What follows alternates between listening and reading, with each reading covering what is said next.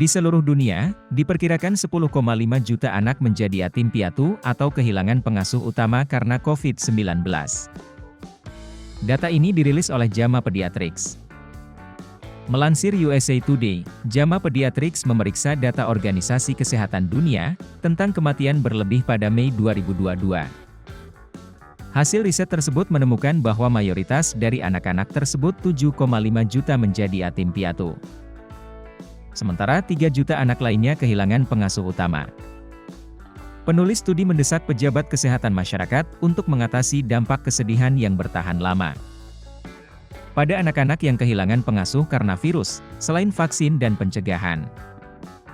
Tindakan kepedulian yang efektif untuk melindungi anak-anak dari bahaya langsung dan jangka panjang dari COVID-19 adalah investasi di masa depan dan keharusan kesehatan masyarakat, jelas JAMA Pediatrics.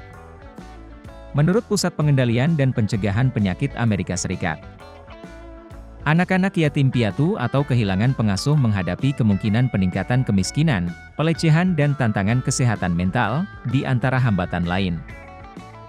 COVID bukan hanya penyakit individu, itu benar-benar penyakit keluarga, kata Terry Powell. Powell merupakan seorang profesor kesehatan Amerika, di Universitas Johns Hopkins yang tidak terlibat dalam penelitian ini. Mereka bukan hanya orang yang meninggal, tetapi orang tua dan pengasuh. Bagaimana kita memastikan bahwa masih ada jaring pengaman untuk anak-anak yang merupakan anak mereka yang masih hidup, tambahnya. Hasil studi yang sama juga menunjukkan, lebih banyak anak yang mengalami kehilangan pengasuh di Afrika dan Asia Tenggara dibandingkan dengan Eropa dan Amerika Utara dan Selatan.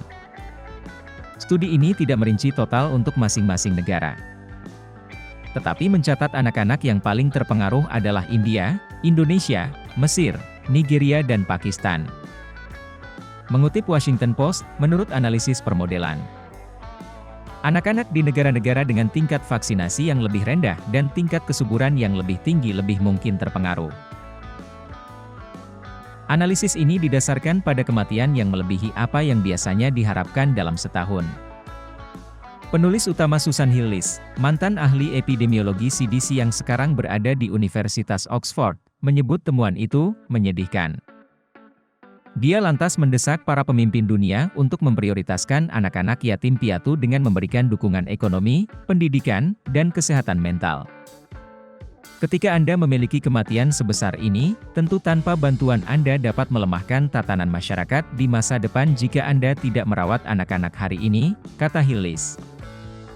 Dalam surat mereka, dia dan rekan penulisnya menulis bahwa sementara miliaran dolar diinvestasikan untuk mencegah kematian terkait COVID-19, hanya sedikit yang dilakukan untuk merawat anak-anak yang ditinggalkan.